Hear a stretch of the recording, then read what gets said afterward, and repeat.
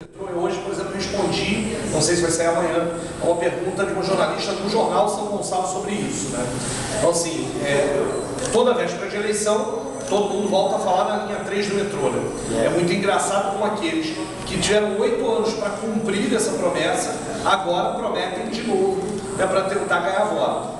É óbvio que é absolutamente fundamental que você tenha a discussão da linha 3 do metrô, você inclusive possa integrar a linha 3 do metrô, uma estação de barcas aqui mesmo, em São Gonçalo, e não desagualar, e que você tenha outras linhas de barcas, isso é fundamental, e que planeje a questão da extensão do metrô até o Rio de Janeiro, que é isso que vai, de uma certa forma, desafogar e você criar a possibilidade que o morador daqui de São Gonçalo, que precisa se deslocar para o Rio ou voltar, tenha mais de uma opção para que isso aconteça, que aí você consegue, né, discutir aqui isso que a gente chama, que é uma palavra mais difícil, mas é a mobilidade urbana, a capacidade de se mover na região metropolitana do Rio de Janeiro, e sem dúvida de alguma, a Baía de Guanabara é um espaço sobre isso. Tem uma coisa, inclusive, que a gente precisa verificar, que o governo do estado agora, quando anunciou e fez as primeiras desapropriações, disse que parte do trecho da linha 3 vai ser em monotrilhos suspensos, né?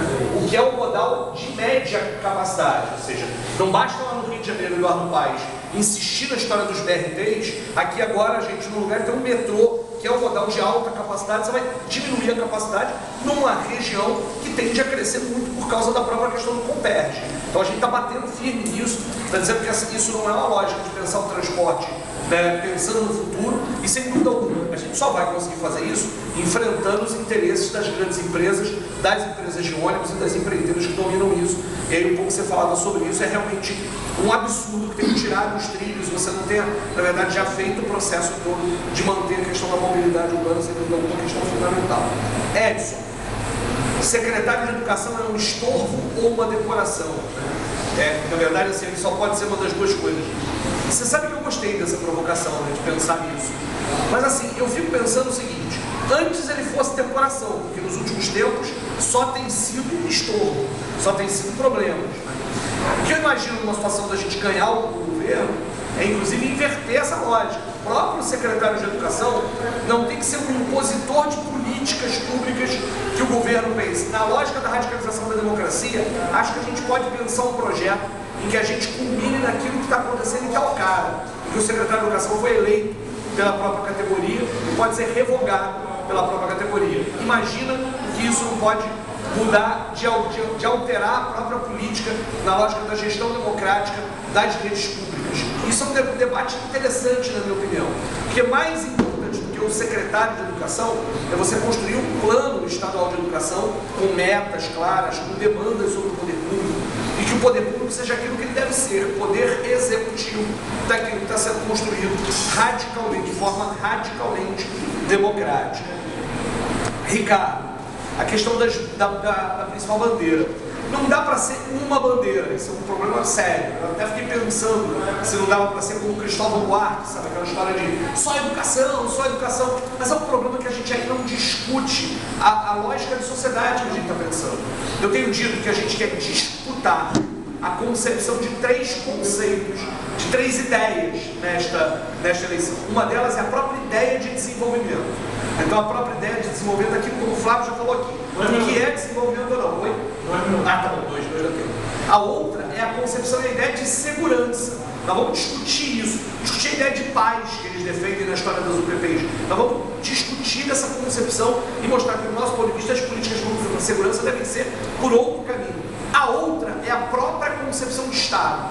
O Estado deve ser o garantidor de direitos. E, portanto, você tem toda uma outra discussão aqui sobre para que serve o Estado enquanto tal. Isso vai gerar para a gente algumas bandeiras, que tem a ver com essa lógica, do debate da segurança pública, dos direitos públicos, da lógica da segurança e da paz e da liberdade, que são elementos fundamentais para a gente. Mas isso não está absolutamente fechado, mas é um caminho. E eu queria fechar também falando da Isabel.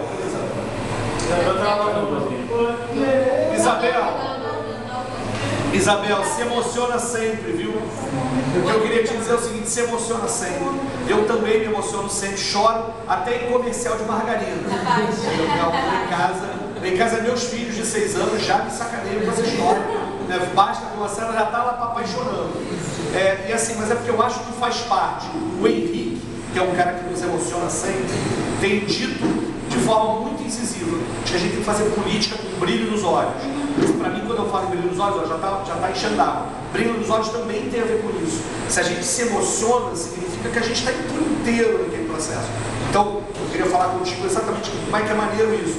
É claro que a gente tem que ter mais, não temos que votar no Tarcísio, no Flávio, no Ciro, só porque são professores. Mas o fato de serem educadores, comprometidos na sua trajetória, que isso faz uma certa diferença do que é pensar essa coisa toda. Eu tenho brincado que a primeira coisa do Facebook que bombou da nossa campanha foi uma menina que eu até hoje não sei exatamente quem é. Eu vou encontrar, eu já vi uma outra manifestação da Assembleia do CEP, mas eu preciso agradecer ela porque eu ainda não encontrei com ela depois disso. Que ela postou no Facebook a seguinte situação: 5 motivos para votar em Tarcísio Mota. Primeiro, ele não é o Pezão. Segundo, ele não é o Garotinho. Terceiro, ele não é o César Maia. Quarto, ele não é o Lindbergh. Quinto, ele não é o Crivella. Né? Então, o que eu tenho dito é o seguinte: esse é um bom começo, né, na lógica de que a gente tem tanta a mesmice que a gente precisa ter mais. Mas a gente precisa ter mais, a gente precisa mostrar que a gente não está se apresentando só por exclusão. A gente está se apresentando por conteúdo. A gente não quer nada menos do que uma sociedade com justiça social, igualdade e as pessoas felizes. A gente não quer nada menos que isso. A gente não sonha nada menos do que a felicidade para todos e todas. E isso a gente vai reafirmar, só dá para fazer isso quando a gente se emociona e está fazendo política com brilho nos olhos. Então continua se emocionando, que está maneiro.